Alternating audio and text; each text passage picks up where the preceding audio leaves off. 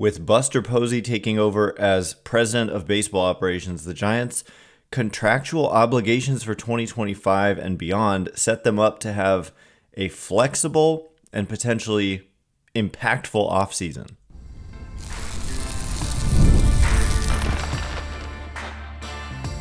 You are Locked On Giants, your daily San Francisco Giants podcast. Part of the Locked On Podcast Network, your team every day. Hello and welcome to Locked On Giants, part of the Locked On Podcast Network, where it's your team every day. My name is Ben Kaspick, and on the show we provide daily episodes Monday through Friday, talking about the San Francisco Giants in a way that's data-driven and rational, but also simple, passionate, and accessible to all. I'm a former contributor for the baseball statistics and analysis websites Beyond the Box Score and Rotographs. I've been podcasting about the Giants since 2015. I've been hosting this show for 5.5 years, and I'm a lifelong Giants fan. Thank you for making Locked On Giants your first listen every day. We're free and available wherever you get your podcasts, including YouTube, so check us out there if you have not already, and please hit that subscribe button wherever it is that you're following the show. You can start the season with a big return on FanDuel. Place your first $5 bet and you'll get started with $200 in bonus bets guaranteed. Visit FanDuel.com to get started. And where we get started, I just want to take the opportunity today, a fresh week, the postseason obviously still going on, only 4 teams left. And so before we know it, we'll have a World Series, and before we know it, the World Series will end. And 5 days after the World Series ends, things start happening in the MLB offseason. And so for the Giants, it all starts and ends with looking at their 2025 and beyond obligations. 2024 is over. And so the first thing that the Giants, not even necessarily the Giants, will need to look at is these player options that are on the table. So that's going to shape how much money they have to spend, because they have quite a bit of money tied up in potential obligations for 2025 in the form of Blake Snell, who has a $30 million player option, and then Robbie Ray, who has a $25 million player option, but it's actually 2 years, $50 million with $25 million per year.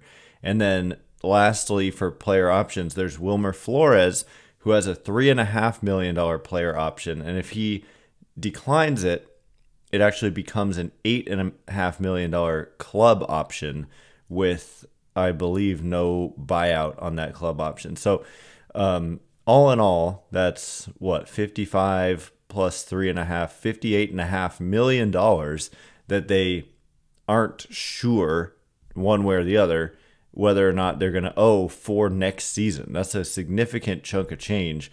But the one thing we do know is that Blake Snell is certain to opt out. And so, it's just a formality at this point. So that clears $30 million off of what is projected before the offseason even starts here at a $151 million payroll.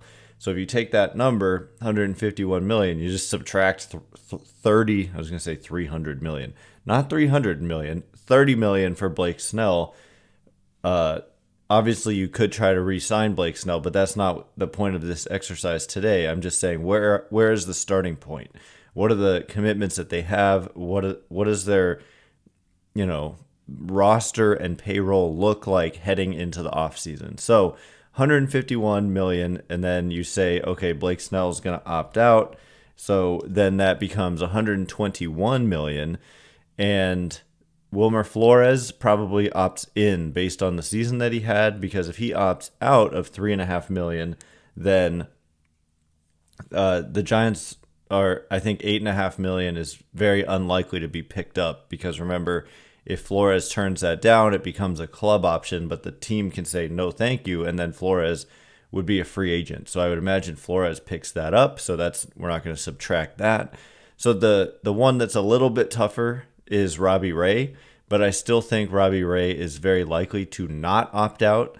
This is just a one-time opt-out thing. It's not like he can opt out this year and next year. It's just now is his opportunity to opt out. And that's why it's a little bit of a question, because he's 33 years old. And so it's 2 more years that he's opting into if he says okay at $50 million. So by the time that contract is up, he will have just turned 35 and very likely, and re-entering the market at age 35. The question he has to ask himself, if it's about money for him or if it's about winning, frankly, like maybe he says, I could probably do roughly this well on the open market and be on a team that's more likely to win, because he didn't choose to go to the Giants. He got traded here, from the Mariners, but it's not like the Mariners, well, I guess they've been moderately successful over the last several seasons. Not a ton of playoff success to show for it, but regardless, Robbie Ray, 2 years, $50 million. The thing is, he pitched this year, but only 30 2/3 innings. Very impressive. He struck out a third of batters faced this season with the Giants, 33.3% strikeout rate, coming off Tommy John surgery, but then he injured, I think it was his hamstring.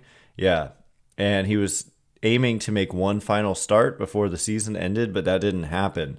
So he ended the season on the injured list, and he hadn't pitched in a while. The last outing that he made was in late August. And so, in his last 2 starts, if you look at it, actually were pretty darn good. I guess his last outing was only 3 innings, so I can't recall if he hurt himself during that outing. But over his last 2 starts of the season, he pitched 9 2/3 innings, struck out 13, walked only 3, no home runs allowed, just 2 earned runs, 4 hits. And so he was pitching at his best when he went down with the injury.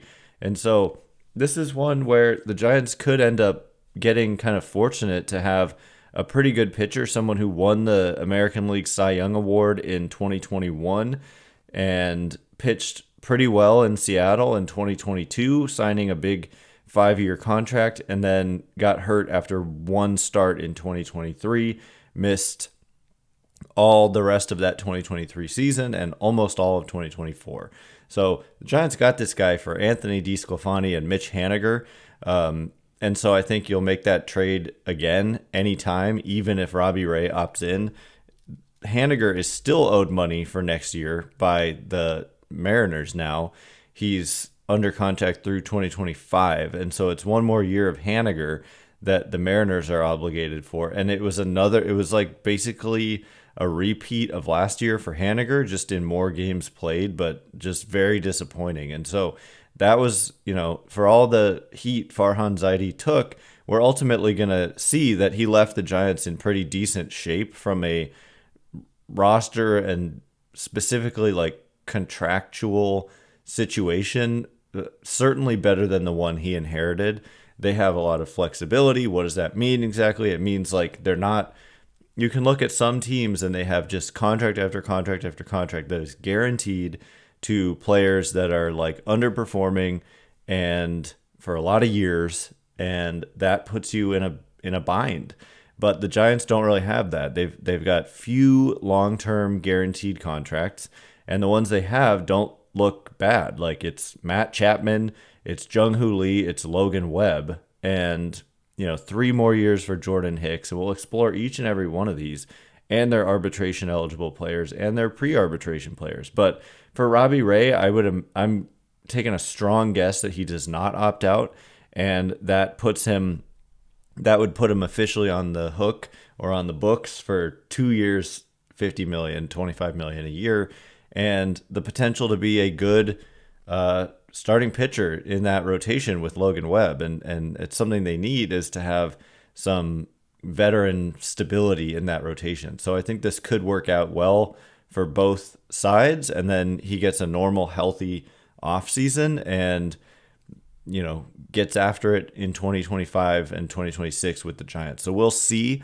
These decisions have to be made within 5 days of the World Series ending. And so, or at 5 days after the World Series ends. And so, it's something that's going to creep up on us here in just a couple of weeks. And so that's why we're talking about it today. So anyway, coming up in just a minute, we'll look at the guaranteed contracts for the Giants. These are the player options we talked about. And we'll look at arbitration and pre-arbitration, and again, ultimately conclude that Farhan Zaidi, for all his faults, left them in pretty different shape when it comes to this. So all of that in just a minute. And before we get into it, today's episode of Locked On Giants is brought to you in part by Ibotta. It's never too early to get your Christmas shopping done, and it's never too early to earn cash back. Ibotta is a free app that lets you earn cash back every time you shop. Earn on hundreds of items from groceries to beauty supplies and even toys. You can make sure you're beating inflation no matter what you're purchasing. The average Ibotta user earns $256 a year. That could cover the cost of an entire Christmas shopping trip, that flight you've been eyeing, or that fancy dinner you've been craving. Other apps give you points that don't amount for much. With Ibotta, you earn cash back that you can withdraw to your bank account, PayPal, or gift cards. Simply add offers in the app, upload your receipt, and voila, the money is yours. It's time to join the over 50 million users who use Ibotta to earn cash back every time they shop. Right now, Ibotta is offering our listeners $5 just for trying Ibotta by using the code LOCKEDONMLB when you register. Just go to the App Store or Google Play Store and download the free Ibotta app to start earning cash back and use code LOCKEDONMLB. That's IBOTTA in the Google Play or App Store and use code LOCKEDONMLB. All right, here we go. We are going to get into the rest of the Giants' contract statuses, or just contracts that are on the books, or we're talking now guaranteed contracts, also arbitration and pre-arbitration, and some of the deadlines too. And it all comes up quickly, and it sets the stage for what you can do in the offseason. Could be very different. The situation Farhan Zaidi inherited looked very, very different from this perspective. I would have said, man, they've got $200 million already committed to guys, and they're not good. They were coming off a couple of miserable seasons when Zaidi came in. They had a ton of guaranteed contracts, so they just didn't have this kind of wiggle room. So, yeah, flexibility is important, and that was one thing Zaidi did well.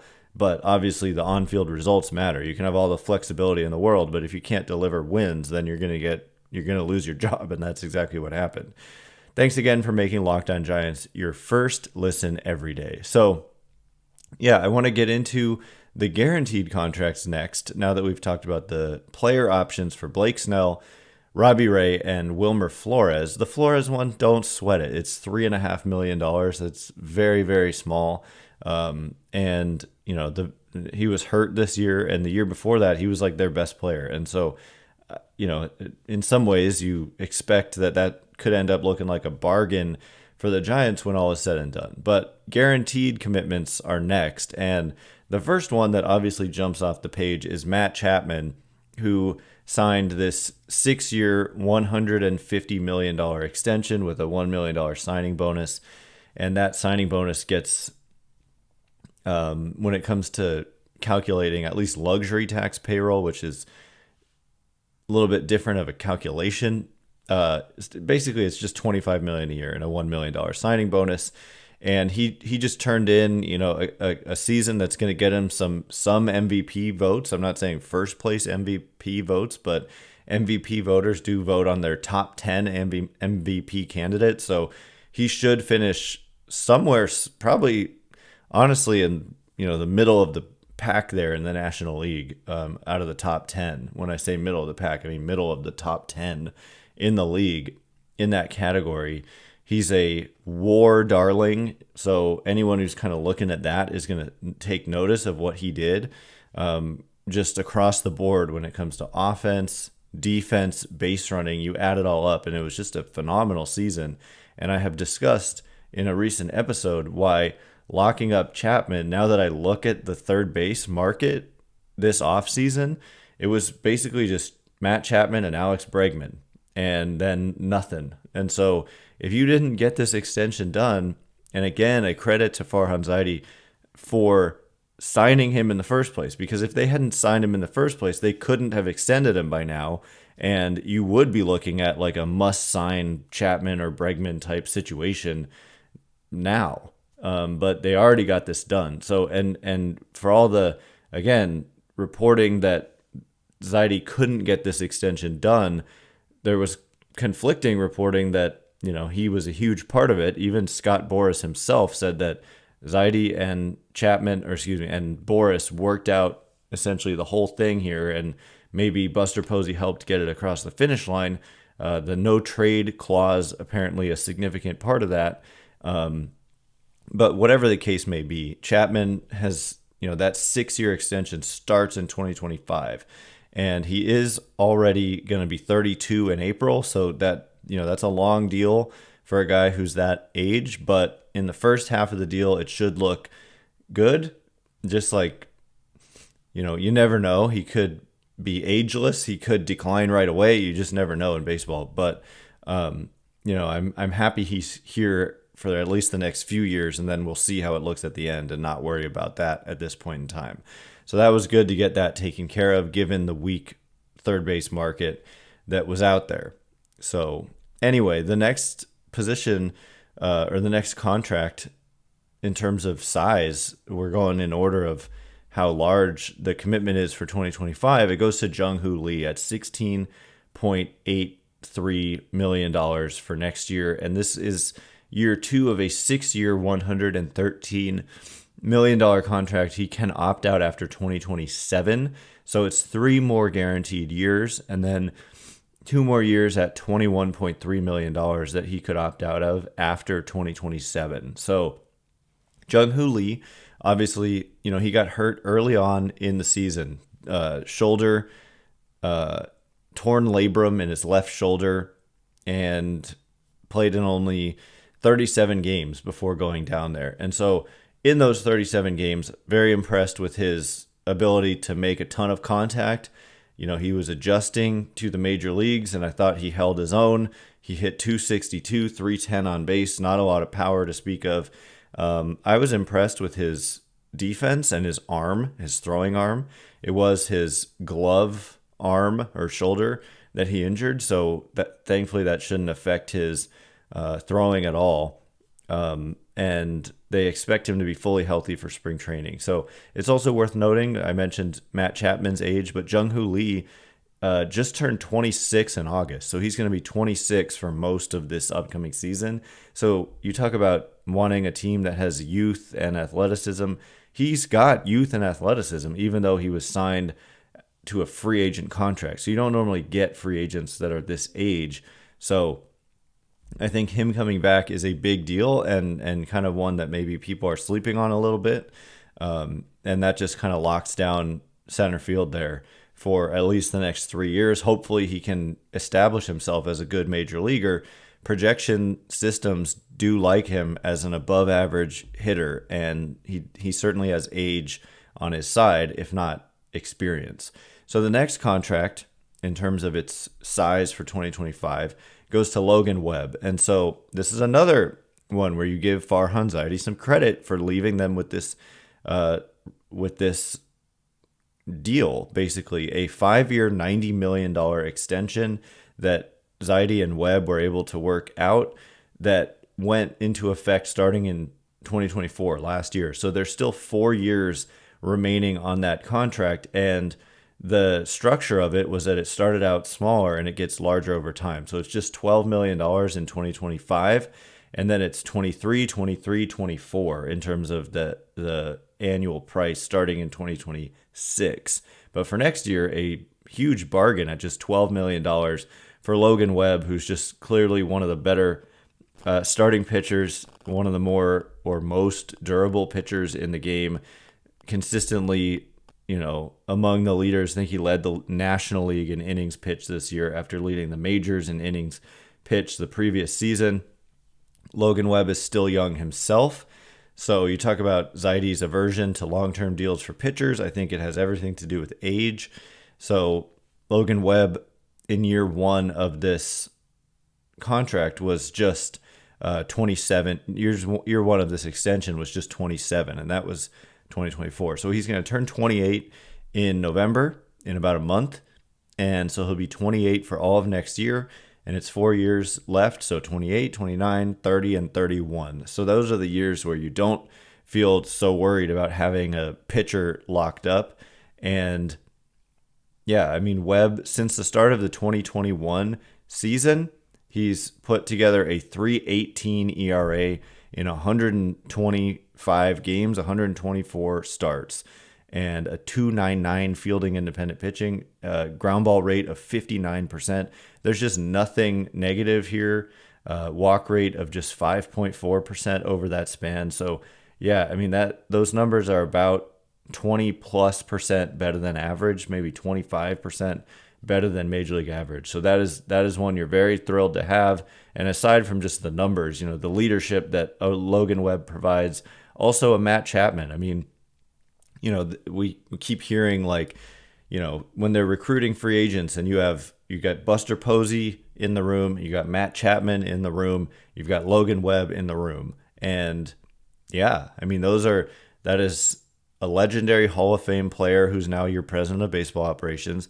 And then it's two really good, well-respected veteran players who are locked up through at least 2028. And so, again, while this roster is flawed, certainly none of these so far are looking like contracts you really don't want to have. I mean, you look at Robbie Ray, but it's 2 years, and he just somewhat recently won a Cy Young award and has just been injured, but now is, healthy, his hamstring notwithstanding. But anyway, we'll finish up. There's just 2 more guaranteed contracts on the books, and then it's just all flexibility from there. Looking at those 2 remaining guaranteed contracts and the Giants arbitration class and what those projected salaries are going to be in arbitration, all of that coming up in just a minute. And before we get into it, today's episode of Locked On Giants is brought to you in part by FanDuel. Hey, NFL fans, you can start the season with a big return on FanDuel, America's #1 sportsbook. So when you get a hunch in the middle of the game, you can check out the latest stats, view live play-by-play, and so much more on the same page where you place your bets. You'll get started with $200 in bonus bets guaranteed when you place your first $5 bet. And so I'm over at FanDuel.com right now, and the page isn't properly loading. It's probably because I have a VPN running, but we're looking at Buffalo Bills and New York Jets starting in 53 minutes, Monday Night Football, and they're featuring a parlay where a $10 wager wins $78.85. And you can check that out. And the 49ers upcoming game next Sunday, coming off a big win, and then MLB postseason as well. So all of that and so much more at FanDuel.com.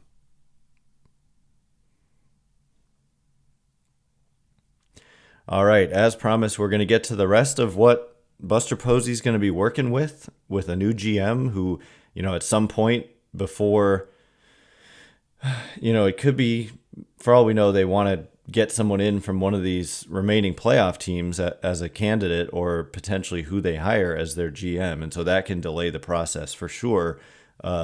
But sooner or later, they'll have a GM. That's going to be a critically important decision. And then right after that, you get to these player options and qualifying offer decisions right at 5 days after the World Series ends, and then you start looking at arbitration, tender or non-tender decisions. So it all starts happening here soon, and I can't wait to get started. Thanks again for making Locked On Giants your first listen every day. So the 2 other guaranteed contracts are for Jordan Hicks and Tom Murphy. So these are one where I'm a little bit less enthusiastic. The Tom Murphy one, I do have a bit of a problem with people calling this. I've seen it characterized as an albatross. I think that's I'm going to bite my tongue a little bit, but albatross to me implies huge, bad contract. But we're talking $4 million. This is nothing. And we're also talking about judging a guy based on 13 games played, which is just kind of insane. Whereas previously in his career, he had played played since 2015 and had been an above average hitter, hitting 244, 313 on base, 456 slugging in his major league career. And specifically, though, he really hit left-handed pitching well, and that was supposed to, give Patrick Bailey a break against what's supposed to be his weaker side from the right side. And so it's a good fit on paper. It's just the guy got hurt, and he wasn't good before he got hurt, but it was 13 games. And so I really, really don't like judging a guy based on 13 games, no matter who they are or what they did. It's 13 games. So in his major league career, Tom Murphy, by the way, he's hit 258, 347 on base, 475 slugging against left-handed pitching. That's a 122 weighted runs created plus. It's a 218 isolated power. These are good offensive numbers, and that was the role he was brought in to do. And so it didn't go well in 13 games. He struggled even against lefties, but I just was watching the NLCS earlier, and Shohei Ohtani looked horrible against Sean Manaea. It's so funny. There's 3 former Giants starting today in championship series games with Manaea, Rodon, and Alex Cobb, but that's another story. So anyway, the 2 years before that, the one thing you could say is Murphy has had a lot of injuries. The 2 years before that, he only played a combined 61 games. But he had a ridiculous 148 weighted runs created plus in those 2 years in 201 plate appearances. So that is too small of a sample. But during those last 2 years, he hit 292, 357 on base, 522 slugging. So, this guy, when healthy, can really hit. And so to call his contract an albatross, I think is a big overreaction. And it's small. $4 million, nothing to these teams. And if it doesn't work out, it's not a big deal. So the Jordan Hicks one is a little bit different because, I don't know what to make of him exactly. He was so good as a starter early on in the season and kind of was looking like a major success story, but then he really tailed off as the season went on, and then he ended up getting hurt a couple of times and ended his season on the injured list with right shoulder inflammation. And so I don't know if they're going to bring him into camp as a starter. This was one that we said initially when he signed here that, yeah, you can have the starting experiment, but if it doesn't work out, it's still a solid looking contract for a reliever. It's the type of money you would expect him to make as a reliever, given what he did in the previous year when he was a really good reliever with the Cardinals and Blue Jays, with a strikeout rate of 28.4%, ground ball rate close to 60%. Really good stuff as a reliever. And so it just remains to be seen how they use him. But the thing is, it did end up not looking so good in terms of how his season went. And there are still 3 more years of commitment here at $12.5 million a year. So this one I'm kind of on the fence about in terms of how, it doesn't look great right now, given that he's hurt and given how he wore down, but he is just 28 years old. He'll be 28 pretty much all of next season. So still a young player and someone who, maybe they don't use him as a starter. It all just depends on how they use him and if, how he's doing health-wise and so much more. So that one, kind of the jury's still out, and we've got to wait till the spring, till spring training and the season are going before we can judge it. Basically ask me again in a year, and then we'll be able to judge that contract better. So we move on then to the arbitration class for the Giants, and it's not a big one, which is nice. Not many decisions to make here. It's Mike Yastrzemski, Lamont Wade Jr., and Tyler Rogers in their final year of arbitration eligibility, and then Camilo Doval in his first? He's got 3 years remaining of arbitration eligibility.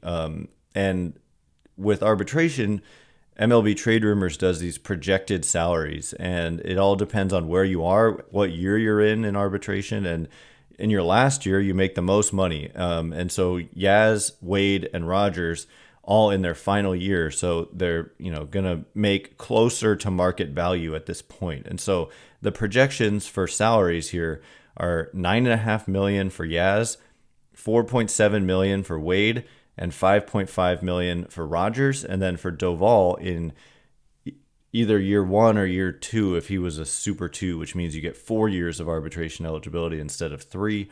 The projection for him is $4.6 million. So to me, they all see, if Yaz is an everyday player, that's a amount of money that I think you're willing to pay.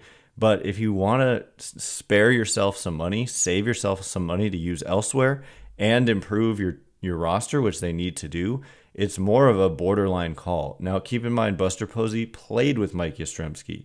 Buster Posey, I think, respects the way Mike Yastrzemski plays the game. And so this will be a fascinating decision. And then for Wade and Rogers and Doval, these are all well below market deals. If these guys were on the open market, Rogers, Doval, even though he had a down season, you're getting more than 1 year, $4.6 million. If you're Camilo Doval, Rogers has, he's not overpowering by any means, but just if you look at the numbers, he's just been very, very good ever since he debuted. I mean, he's got a career 2.93 ERA. This year it was 2.82. It's just consistent production. I mean, the worst year he had was in the shortened season when he had a 4.50 ERA, but the expected ERA that year was 3.12. And besides that, the highest it's been is 3.57. So underrated reliever for Rogers. And for Wade, that's a price you would pay even if he's just sitting on your bench and kind of pinch hitting for you and kind of being a substitution at times. But I think going into the season with like Wade and Flores in a platoon at first gives them the versatility to create space for Bryce Eldridge if and when he's ready. This is their kind of uber prospect, Bryce Eldridge, still a teenager. But if you sign a first baseman or trade for one like Vlad Guerrero Jr. or Pete Alonso or Christian Walker, then it kind of blocks you off. Although you do have to consider the DH spot as well. But I think Yaz is the biggest question at a projected $9.5 million. And again, they don't have to come to a contract agreement until like February at the latest. But you have to make a decision whether or not to go through with the process and tender a contract to the player in mid-November. And so this is something we will find out in about a month. So pre-arbitration guys include the likes of Patrick Bailey, Kyle Harrison, Elliot Ramos, Ryan Walker, Tyler Fitzgerald. So, young players who are going to make the league minimum salary, but produced in, varying degrees of, high level performance in 2024 for the Giants. So again, nothing you point to here that's too bad and or like really bad. And you take away the $30 million for Snell, like that comes off the books that when he opts out, and then maybe you clear another 10-ish million if you don't tender a contract to Yastrzemski, and then you're entering the offseason like $100-ish million in commitments less than what you entered last season. And so that's a per year amount to spend. And so that would give you, you could sign Juan Soto for $45 million a year and still have another $55 million a year to spend. So they're in a flexible position in terms of what they'll be able to do. Buster Posey will not have his hands tied by anything here. And so he'll have the flexibility to shape the roster as he wants. If he's able to lure basically whatever player he wants to San Francisco, they should be able to do it. Anyway, that is all the time we have for today. Thanks again for making Locked On Giants your first listen every day. Once again, my name is Ben Kaspick. Check me out on Twitter or X at Ben Kaspick, Kaspick. If you like this show, please consider rating it or leaving a review. It helps me out so much. So thank you in advance, and thanks to everyone who's done so already. I can't wait to be with you again tomorrow. Thanks again for listening. You are now Locked On Giants.